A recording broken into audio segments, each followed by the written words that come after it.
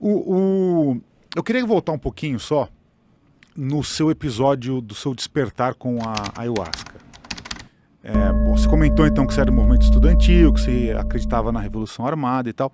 O que te levou? Qual que foi alguém te encaminhou? Você teve um gatilho, curiosidade? Você achou que era uma loucura? Como é que foi? Como é que você chegou lá? Então, eu, como eu disse, era um jovenzinho psiquiatra e já me interessava por drogadição, por dependência química. Uhum. Aí, um carnaval com um grupo de psiquiatras, de jovens médicos, nós fomos acampar na Ilha do Cardoso.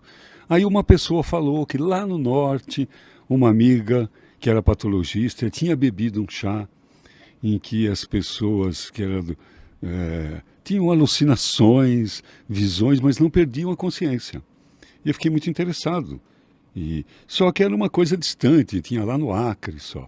Aí, meses depois, aí uma amiga minha, que é da Unicamp, ela é uma cirurgiã da Unicamp, disse que tinha experimentado. E aí aquilo soou para mim como um chamado.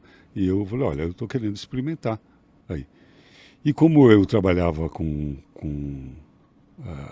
o CONAD aqui, né, que não era, aliás, não era esse nome, que era com o Conselho Municipal de Drogas e tal, e era médico, e tinha lá uma lei, lá na seita, de que se o médico quisesse, ou fosse alguma autoridade, que abrisse as portas para conhecer, porque precisava da legalização e tal. Uhum. E aí conheci logo.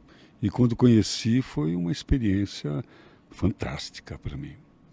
Foi muito desconfortável fisicamente, né? E ao mesmo tempo muito brilhante mentalmente, com muitos insights, muita lucidez. E eu achei que ali tinha uma ferramenta que valeria a pena estudar. E não deu outra, eu fiquei anos fazendo isso. Então você foi para ter uma experiência acadêmica, digamos assim, de estudo. Foi. A princípio foi uma curiosidade acadêmica mesmo. Como é que uma droga que alterava a consciência poderia ser expansora da consciência? Porque é assim que chegou a notícia, que ela expandia a mente. E eu já conhecia, pelo menos as que tinha todas, tinha usado todas. E nenhuma delas expandia, né? E aí foi interessante de ver isso. Academicamente falando, então, né, como um estudioso, o que você considera que é a expansão da mente?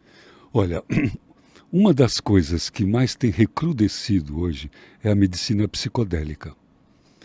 A medicina psicodélica, que foi amortecida lá nos anos 60 por conta da revolução da contracultura, da guerra do Vietnã, ressurgiu com uma força muito grande pela capacidade que os psicodélicos têm de criar uma neurogênese. O que é? Novos neurônios, mais massa encefálica. Inclusive, existe uma teoria que é bem conhecida, chamada do macaco chapado, que foi quando os hominídeos se distanciaram dos primatas, quando eles começaram a comer cogumelos, em especial os que contêm a psilocibina, que o consumo dessas substâncias alucinógenas criaram novas redes neuronais, criaram novas possibilidades.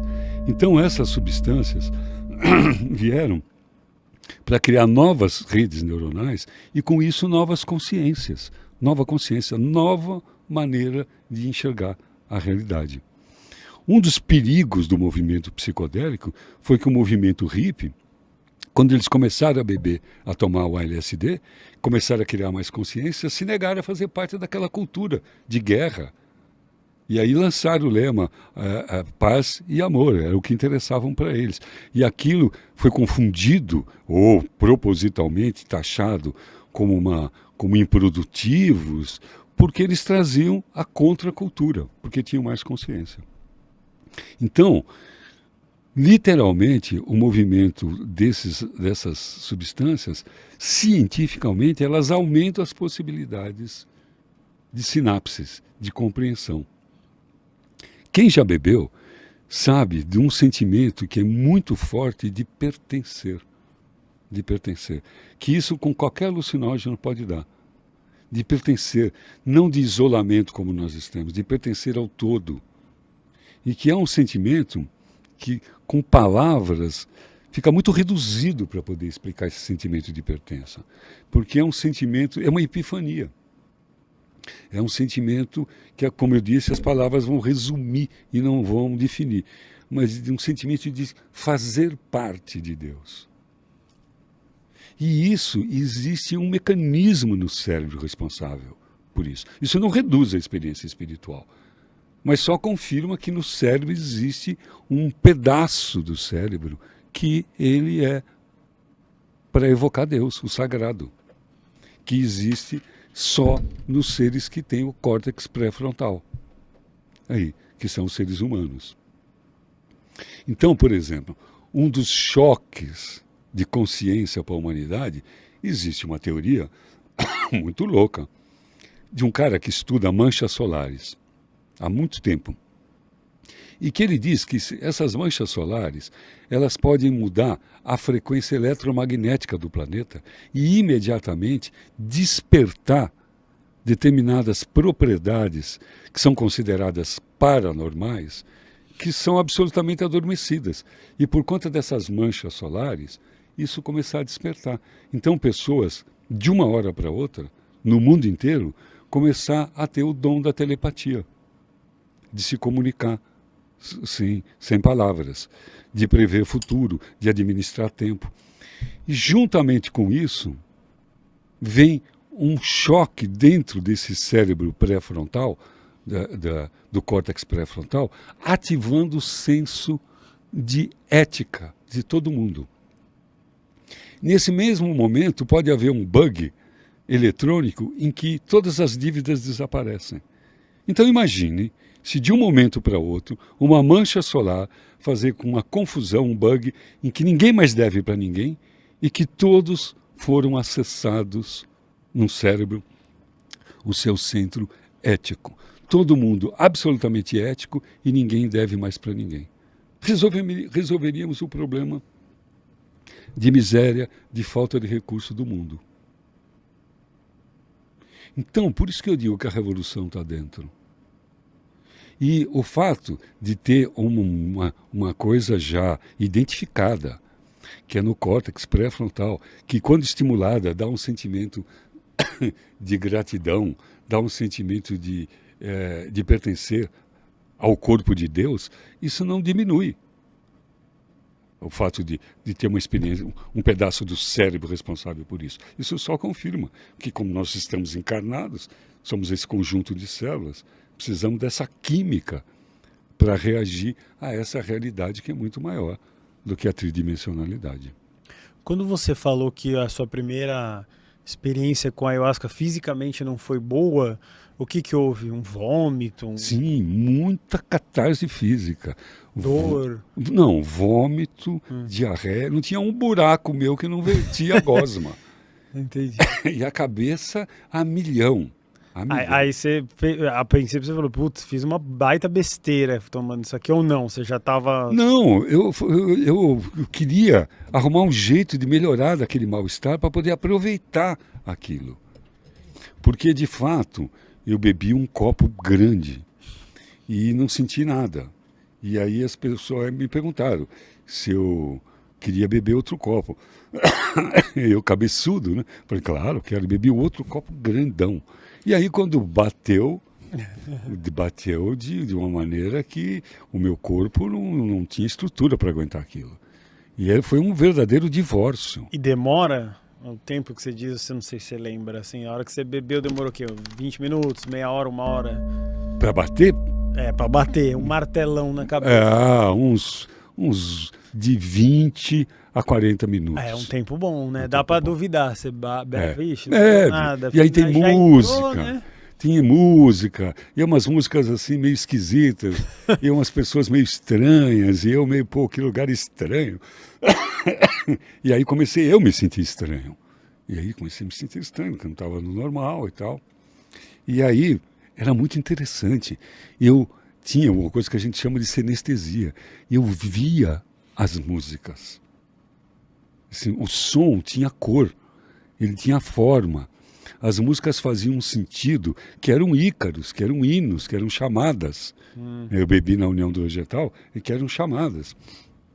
E eu via aquilo, e aquilo modificava meu estado. E eu me lembro que eu fui no banheiro, né, porque... E aí foi um dos dirigentes lá, o mestre, o dono da casa, era o banheiro dele, da suíte dele, ele sentou na cama dele e começou a fazer chamadas. E eu falava, puta que pariu, esse cara não vai parar de cantar essas musiquinhas, que cada vez que ele canta esse negócio aumenta essas visões e tudo, e que eram as chamadas. E eram coisas muito agradáveis, muito lúcidas, muito informativas. E eu tendo que administrar a vontade de vomitar, a vontade, né, que era muito chato. Mas você conseguia ir até o banheiro para vomitar num lugar certo, não estava espalhado. Mais ou menos. A primeira vomitada, eu estava com a minha primeira mulher, e assim, ela que era também médica na época, foi uma pororoca. Ela vomitou de um lado da sala e eu do outro no tapete da sala do cara. Nossa. Mas graças a Deus a diarreia deu tempo de eu chegar. E foi uma coisa maluca.